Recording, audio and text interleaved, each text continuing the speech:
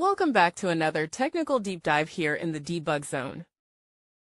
Today we're tackling a big question and breaking it down with insights from other users. Hopefully this clears up some misconceptions and helps you get the answer you need. So buckle up, stay a little curious, and let's jump right in.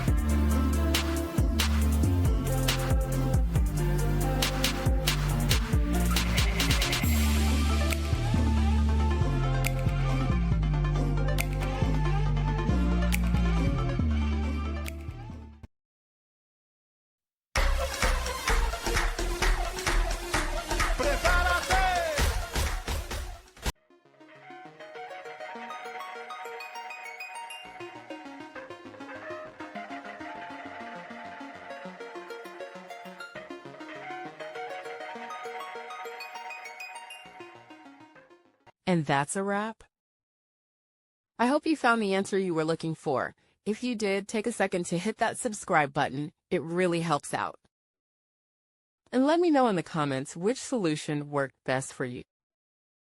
See you next time in the debug zone.